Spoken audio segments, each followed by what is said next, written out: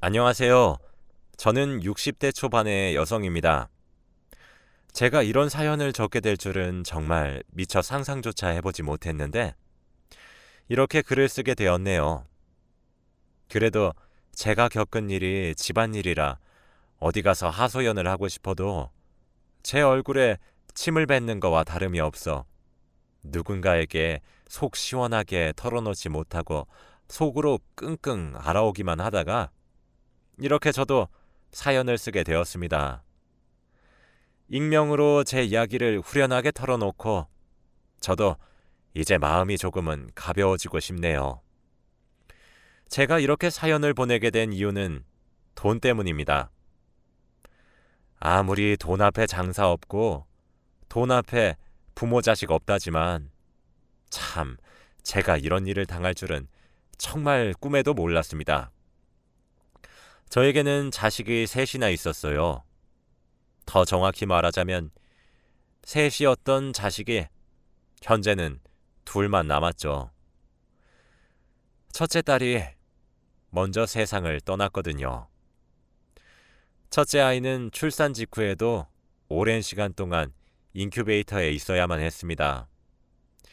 태어날 때부터 심장에 문제가 있었거든요. 선천적인 심장 질환으로 첫째 아이는 갓난아이 시절부터 몇 번이나 커다란 수술을 해야 했고 생사의 고비를 넘겨야만 했습니다. 그래도 저희 친정과 시댁 둘 다 집안이 부유한 편에 속하고 남편 또한 사업을 했기 때문에 경제적인 부분에선 문제가 없다는 사실 하나는 다행이었죠. 그래서 그 당시에도 그 비싼 병원비와 수술비를 감당하면서 힘들다는 생각을 하지 않을 정도였으니까요. 아이가 선천적으로 약하게 태어났어도 시댁과 친정 모두 절 탓하지 않으셨고 오히려 간호만 하는 저를 안타깝게 여기셨습니다. 저를 참 많이 배려해 주셨죠. 딸아이의 수술로 인해 미국 땅도 밟아보고 대학병원 의사와 안면을 틀 정도였습니다. 정말 상상하기 힘든 어마어마한 돈이 들어갔어요. 원래 딸아이 하나만 낳으려고 했는데 딸아이가 몸이 약해 계속 죽을 고비를 넘기니 남편이 아이를 더 낳자고 하더라고요. 저도 그런 의견에 동의했습니다. 남편은 제게 이러다 큰 딸을 먼저 보내면 우리가 둘째라도 보고 살아야 하지 않겠냐고 설득했고 그렇게 생각하고 싶지는 않았지만 남편의 말이 일리 있다 느꼈죠. 그렇게 두 번째 임신을 하게 되었는데 이란성 쌍둥이가 임신이 되었습니다. 첫째와의 나이 터울은 6살이나 차이가 났죠. 외동딸과 외동아들이 낳은 아이가 태어나고 난 이후 계속 병원에서만 지내고 있었는데 그 사이 태어난 이 쌍둥이 아기들은 양가의 행복이 되는 것은 당연했습니다. 아들과 딸로 성별도 달랐기에 양가에서 무척이나 좋아했거든요. 하지만 10손가락 깨물어 아프지 않은 손가락 없다지만 제게는 아픈 손가락이 있었습니다. 그게 바로 첫째였죠. 첫 아이여서 더욱 그랬고 몸이 약해 더더욱 마음이 갔습니다. 첫째와 달리 쌍둥이들은 아픈 곳 하나 없이 건강하게 태어나서 정말 다행이었어요. 쌍둥이들이 2살이 되고 첫째 아이가 8살이 되던 해에 자기도 얼른 다 나아서 공주 책가방을 메고 학교도 가고 싶고 친구도 만나고 싶다고 조잘댔고 그 힘든 치료에도 자기 엄마 눈에 눈물 한 방울 떨어질까 숨죽여 울며 오히려 눈물 흘리는 저를 아픈 와중에도 다독거렸던 아기 천사는 빠르게 생을 마감했습니다.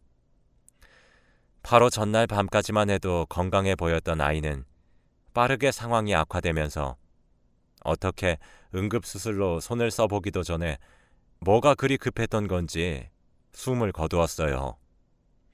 당연히 병원에서는 항상 아이를 보낼 마음의 준비를 하라고 했지요. 워낙 난치병이기도 하고 어린 몸으로 하루하루 버티는 것이 기적이라고 하셨습니다. 그래서 아이가 언젠가 제 곁을 떠나겠지 마음을 다잡고 다잡으며 살아오긴 했어요. 그런데 막상 아이가 그렇게 제 곁을 떠나버리게 되니 그 현실은 하루하루가 지옥 같았습니다. 내가 태교를 잘못한 것인지 무엇을 잘못 먹어서 그런 것인지 약하게 낳은 제 자신이 용서되지 않더라고요. 제가 당연히 제정신을 유지할 리 없죠. 몇 번이나 쓰러지고 매일같이 눈물로 한강을 이룰 정도로 오열했습니다. 아이를 먼저 보낸 부모의 슬픔은 겪어보지 못하면 알 수가 없을 거예요. 그렇게 감정의 구렁텅이로 처박히던 저를 꺼내준 존재는 다름 아닌 쌍둥이 남매였습니다. 남편이 했던 말이 맞더군요. 큰딸을 먼저 보내고 저도 따라 죽을까 수차례 고민했는데 쌍둥이들의 존재가 그런 저를 말리더군요. 그렇게 또 살아갈 수 있게 되더군요. 첫째를 잃었던 충격과 트라우마는 제게 크게 다가왔습니다. 그래서 그런지 쌍둥이들에 대한 저희 부부의 사랑과 관심은 지나쳤어요. 과보호도 심했죠. 저뿐만 아니라 남편에게도 딸아이의 죽음은 커다란 충격이었는지 쌍둥이들을 물고 빨며 살았어요. 하루는 초등학생인 쌍둥이들에게 용돈으로 수표를 건네더군요.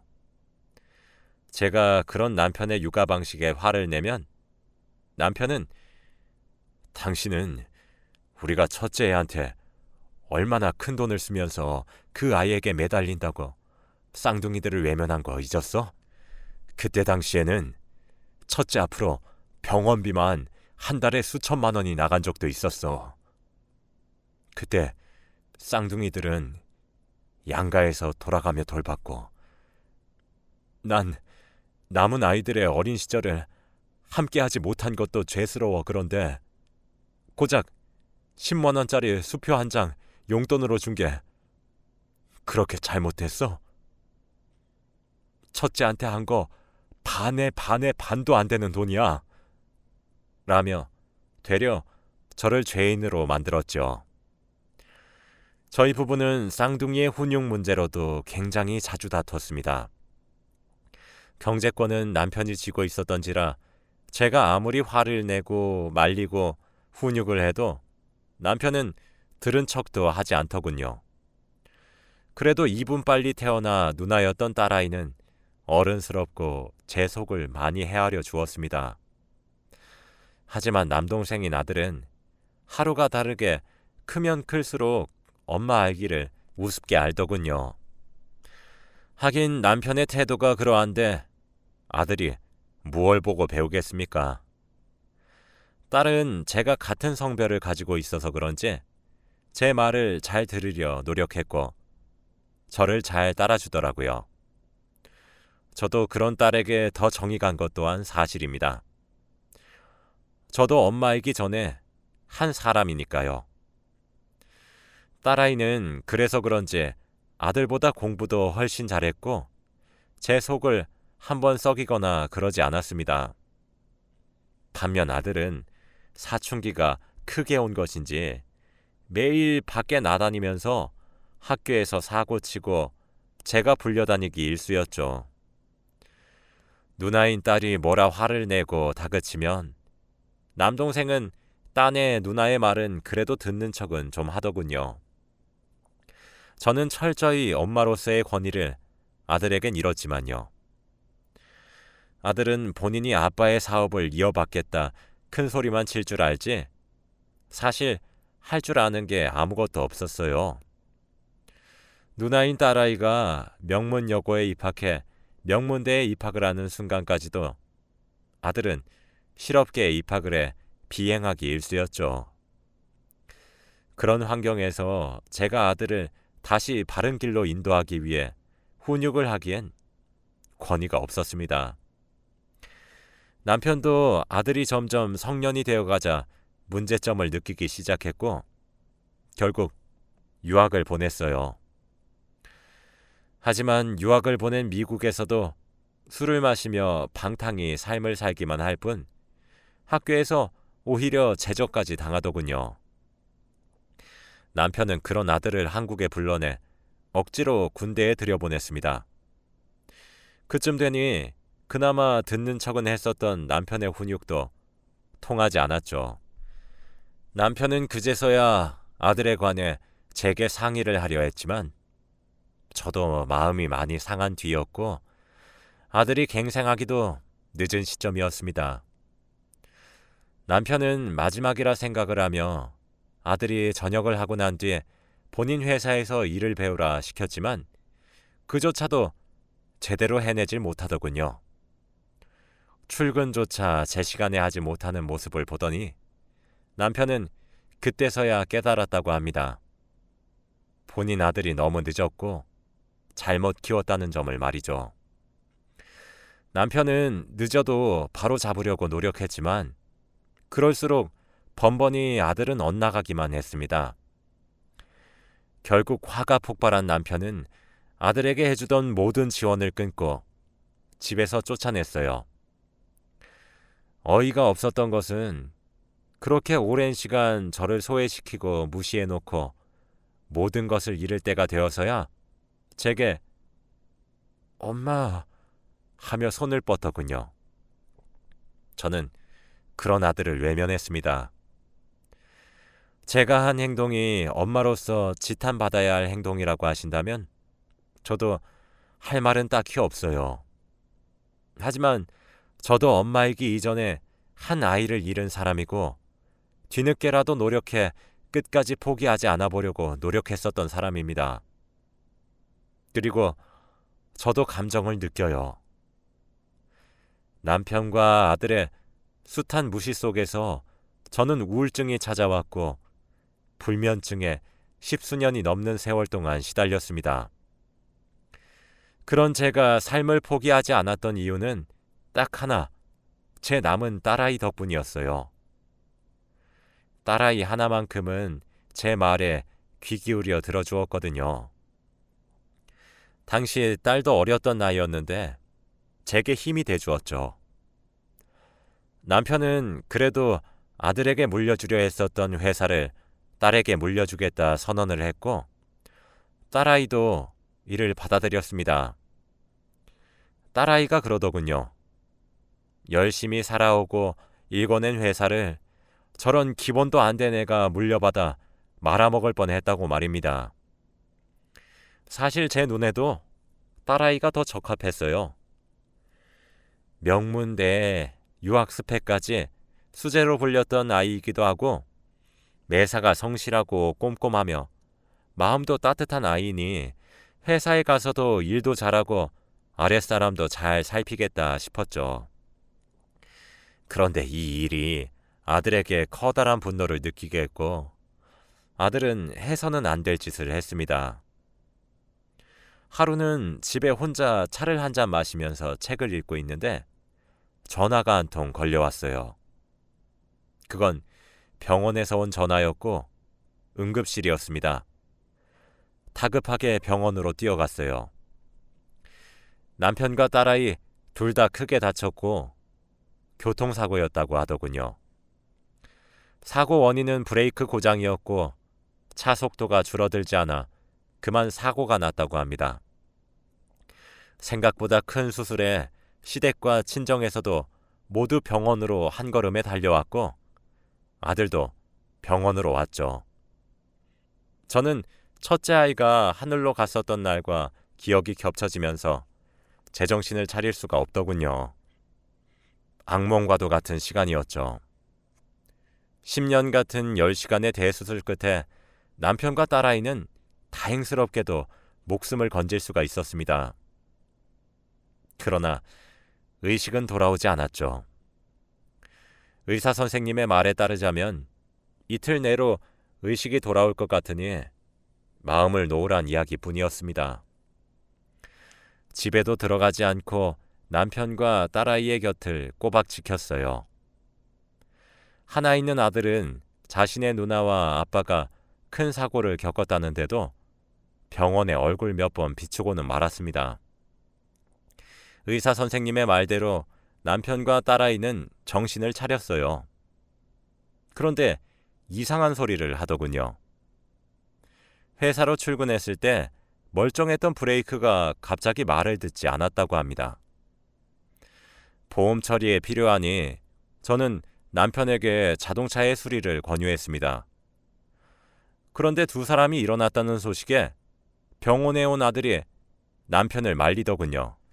똥차여서 사고가 난 것이니 차를 바꾸고 그 차는 폐차나 시키라며 성이란 성은 다 내면서 말이에요. 남편은 말도 들어먹지 않던 아들이 그런 소리를 하니 고맙다면서 감동이나 받고 앉아있는 꼴이 기가 차서, 그래서 제가 따로 남편과 딸아이 몰래 조사를 의뢰했습니다. 자동차의 블랙박스부터 남편 회사 주차장에 CCTV까지 싹 다요. 그리고 전 충격적인 진실을 알게 되었죠.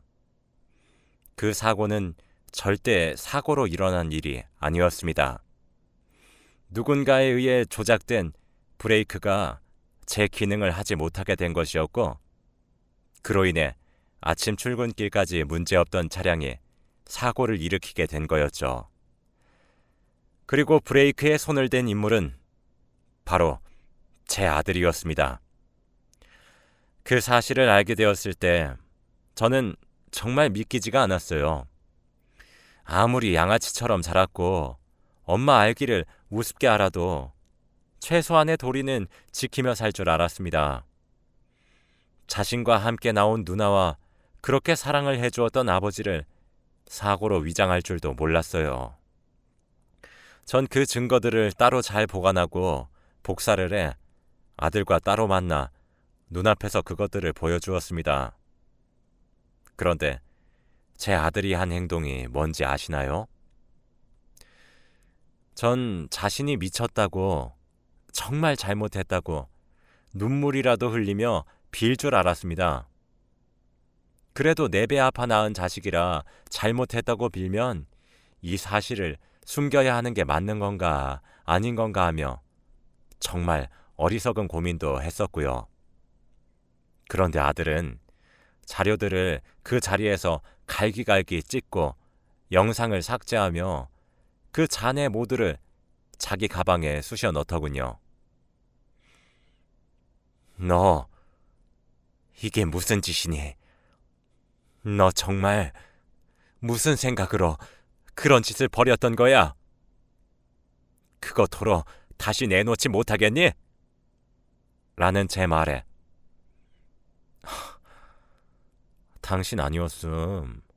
아버지 회사, 내 회사가 되었을 텐데. 라고 하더군요. 다리에 힘이 풀려 의자에 털썩 주저앉은 저를 보더니 도망치듯 빠져나갔습니다. 제가 내놓으라고 난리를 쳐서 그런지 그것들이 복사본이란 사실은 꿈에도 모르는 듯 했어요. 늘상 무시하던 엄마였으니 당연히 바보 멍청이처럼 원본을 들이밀었구나 속편한 착각을 하더군요. 어쩌다 제 아들이 절이 되었는지 정말 슬펐습니다. 전 벌떡 일어나 원본을 들고 남편과 딸이 입원해 있는 병원으로 찾아갔습니다. 남편의 사업의 규모가 엄청나게 큰 것은 아니나 중소기업이라 병원에 입원한 상태에서도 바이어들과 연락을 하고 있더군요. 새하얗게 질린 제 얼굴을 본 딸은 무슨 일이냐며 저를 다그쳤습니다. 남편도 그런 제 상태가 심상치 않아 보였는지 병실에 있는 사람들도 다 내보내더군요. 사람들이 나가자 저는 긴장이 풀려 털썩 주저앉았어요.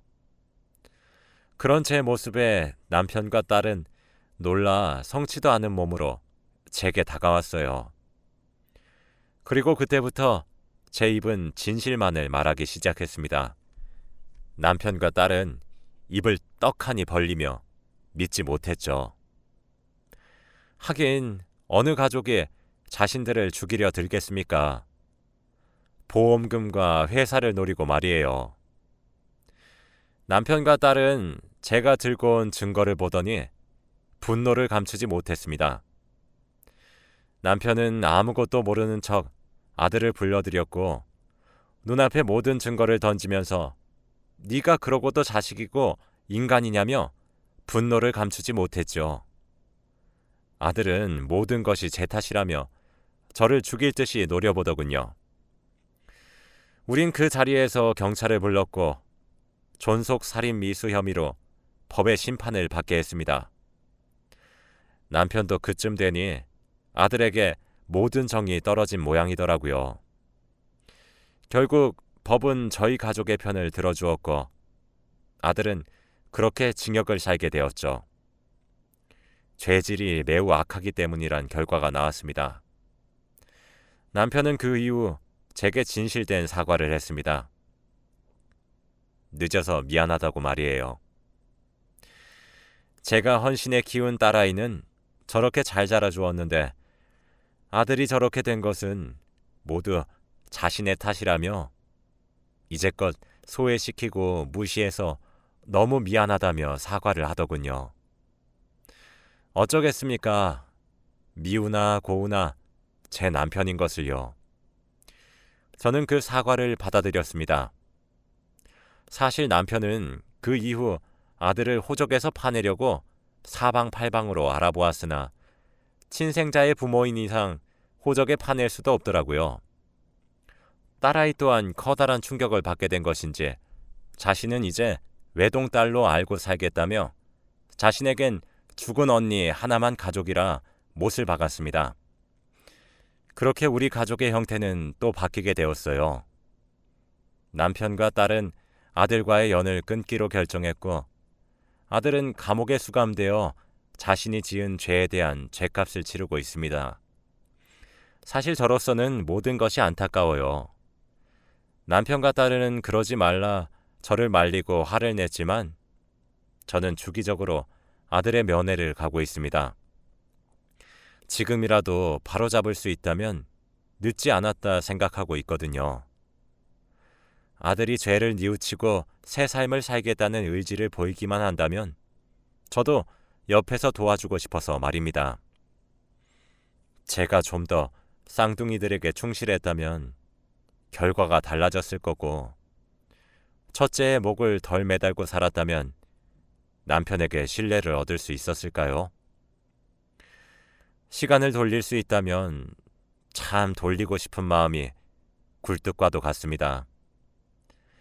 지금 아들은 징역을 살게 된 지 2년이 흘렀어요. 다행히 아들은 죄를 뉘우치는 듯 보입니다. 남편과 딸아이는 여전히 싸늘한 반응이지만 제 강경한 반응에 모르는 척하며 넘기려 애쓰고 있는 것 같아 고맙기도 하며 마음도 무겁습니다. 아들이 저번에 제게 그러더군요. 자신을 왜 안아주지 못했냐고 말이에요. 그 말을 하며 눈물을 흘리는 아들을 보니 오히려 아들이 저를 소외시킨 것이 아니라 제 생각에 스스로가 사로잡혀 딸아이만 이뻐했던 것은 아닌지 되돌아보게 되었습니다. 아들은 남편과 딸아이에게도 진심으로 사죄하며 연락을 하기 위해 노력 중이고 뒤늦은 엄마 노릇에 마음을 열어가는 중인 것처럼 보여요. 남편과 딸아이도 아들의 사정을 듣고 그렇게 마음의 상처가 많았던 것인지 생각이 많은 듯합니다. 앞으로 우리 가족은 행복할 수 있을까요? 저는 다친 아들의 마음을 위로해 다정하고 화목한 가정을 이뤄가고 싶습니다. 이렇게 익명으로 이야기하니 참 후련하네요. 제 이야기는 여기서 끝입니다. 긴 이야기를 들어주셔서 감사하고 많은 응원 부탁드리겠습니다. 감사합니다.